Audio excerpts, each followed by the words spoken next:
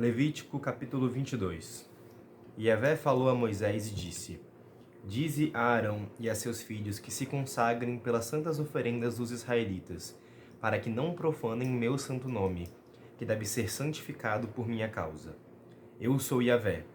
Dize-lhes: todo homem de vossa descendência, em qualquer geração, que se aproximar em estado de impureza das santas oferendas consagradas a Yahvé pelos israelitas, tal homem será eliminado da minha presença. Eu sou Yahvé. Todo homem da descendência de Arão, que for atacado de lepra ou de fluxo, não comerá das coisas santas antes de estar purificado. Todo aquele que tocar alguma coisa que um cadáver tornou impura, como aquele que teve emissão do líquido seminal, como também aquele que tocar qualquer tipo de réptil e assim se tornar impuro, ou ainda um homem que o contamine com a sua própria impureza, de qualquer tipo. Enfim, quem quer que tenha tido tais contatos ficará impuro até a tarde, e não poderá comer das coisas santas, senão depois de banhar o seu corpo com água. Depois de posto o sol, estará puro, e poderá comer das coisas santas, porque são o seu alimento. Não comerá animal morto ou dilacerado, pois se contaminaria com ele. Eu sou Yahvé. Guardarão as minhas prescrições, para não incorrerem em pecado. Morreriam, se as profanassem, pois fui eu, Yahvé, que os santifiquei. Nenhum leigo comerá das coisas santas, nem o hóspede do sacerdote, e nem o servo assalariado comerão das coisas santas. Contudo, se um sacerdote adquire uma pessoa a dinheiro, esta poderá comer da mesma forma que aquele que nasceu na sua casa. Comem realmente do seu próprio alimento. Se a filha de um sacerdote se casar com um leigo, não poderá comer dos tributos sagrados. Mas se ela enviuvar ou for repudiada, e não tiver filhos, e voltar à casa de seu pai, como no tempo da sua juventude, comerá então do alimento de seu pai. Nenhum leigo dele comerá. Se um homem comer por inadvertência alguma coisa santa, restituí-la ao sacerdote com o acréscimo de 1/5. Não profanarão as santas oferendas destinadas pelos israelitas a Yahvé. Se as comerem, trariam sobre os israelitas uma falta que exigiria reparação, pois fui eu, Yahvé, que santifiquei essas oferendas. Yahvé falou a Moisés e disse: Fala a Arão, a seus filhos, a todos os israelitas, e lhes dirás: qualquer homem da casa de Israel, ou qualquer estrangeiro residente em Israel, que trouxer a sua oferenda a título de voto ou de dom voluntário, e fizer um holocausto a Yahvé, para ser aceito, deverá oferecer um macho sem defeito, novilho, carneiro ou cabrito. Não oferecereis coisa alguma que tenha defeito, porque não seria aceita em vosso favor. Se alguém oferecer a Yahvé um sacrifício de comunhão, para cumprir um voto, ou como dom voluntário, de gado graúdo ou miúdo, para ser aceito, o animal não deverá ter defeito. Não deverá haver nele defeito algum. Não oferecereis a Yahvé animal cego, estropiado, mutilado, ulceroso, com drártros ou purulento. Nenhuma parte de tais animais será colocada sobre o altar como oferenda queimada a Yahvé. Poderás oferecer como dom voluntário um animal anão ou disforme, de gado graúdo ou miúdo, mas para o cumprimento de um voto não será aceito. Não oferecereis a Yahvé animal que tenha os testículos feridos, moídos, arrancados ou cortados. Não farei isto na vossa terra, e coisa alguma semelhante a estas aceitareis da mão do estrangeiro para oferecer como alimento ao vosso Deus. A deformidade deles é, na verdade, um defeito, e essas vítimas não seriam aceitas em vosso favor. Yahvé falou a Moisés e disse: após o nascimento, o bezerro, o cordeiro ou o cabrito ficará 7 dias junto da sua mãe. Do 8º dia em diante, poderá ser apresentado como oferenda queimada a Yahvé. Quer seja bezerro ou cordeiro, não imolareis no mesmo dia o animal e a sua cria. Se oferecerdes a Yahvé um sacrifício de louvor, fazei-o de maneira que sejais aceitos. Será comido no mesmo dia, sem deixar nada para o dia seguinte. Eu sou Yahvé. Guardareis os meus mandamentos e os praticareis. Eu sou Yahvé. Não profanareis o meu santo nome, a fim de que eu seja santificado no meio dos israelitas. Eu, Yahvé, que vos santifico.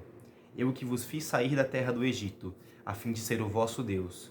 Eu sou Yahvé. A gente está chegando perto do fim do Levítico, tá? São 27 capítulos, a gente está no 23 agora. Mas o capítulo de hoje vai focar principalmente na questão das ofertas. E aí, um aspecto interessante é como isso aqui tem muito paralelo com o que nós temos com a Eucaristia hoje em dia. Então, essa questão dos sacerdotes, eles terem que estar puros para oferecer e comer dos dons, não é muito diferente da cultura que a gente tem de estar pronto para comungar. Então, a gente, para poder participar da missa plenamente, que é rezando a missa completamente, sendo ativo nas orações e comungando, a gente precisa estar preparado para isso. E isso envolve estar puro também. Mas, claro, o modo como nós ficamos puros é muito diferente da maneira como os hebreus ficavam puros. Nós ficamos puros como?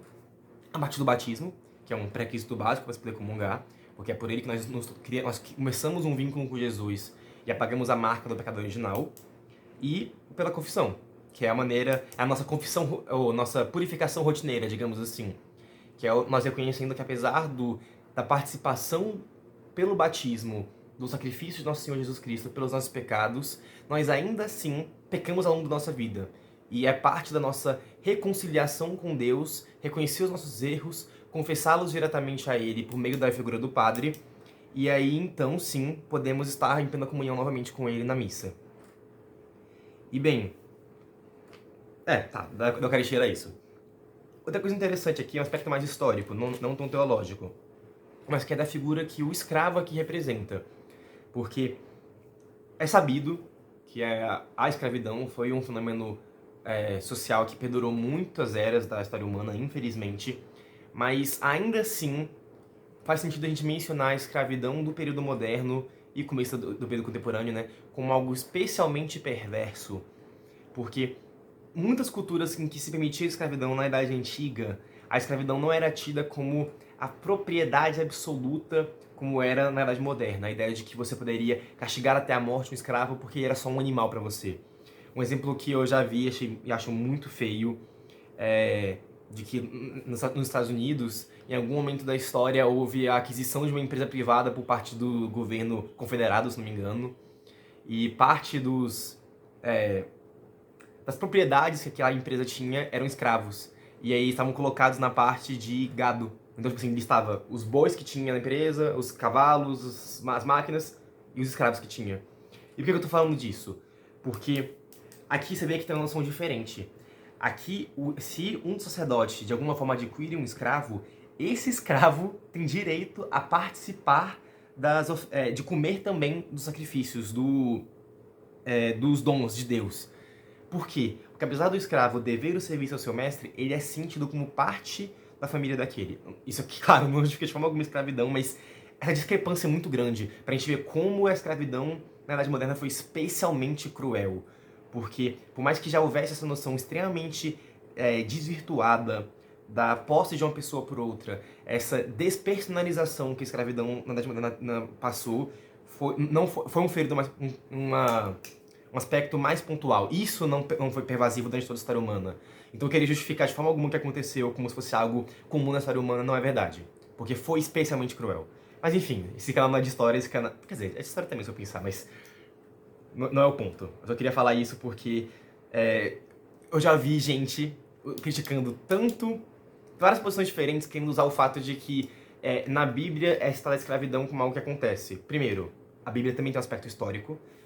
Então, citar o fato de que que o povo daquela época tinha escravos não é de forma alguma dizer que é permitido ter escravos, gente, por favor. E além disso, a gente não pode de forma alguma querer comparar o que está sendo dito aqui com o que aconteceu na Idade Moderna, que foi algo muito mais grave, muito mais cruel com as pessoas que sofreram aquilo. Bem, além disso, uma coisa interessante aqui também é que, em paralelo com essa questão do escravo, é a questão de que os leigos não comiam os dons dos sacrifícios. Só o sacerdote e a sua família tinham o direito. Então só o sacerdote, os filhos dele que também seriam sacerdotes, as filhas que ainda moravam na casa dele e os escravos. E por que isso é tão interessante? Porque hoje em dia todos nós participamos dos dons. Todos nós comemos dos dons de Deus. E por quê? Porque pelo batismo nós nos tornamos também sacerdotes.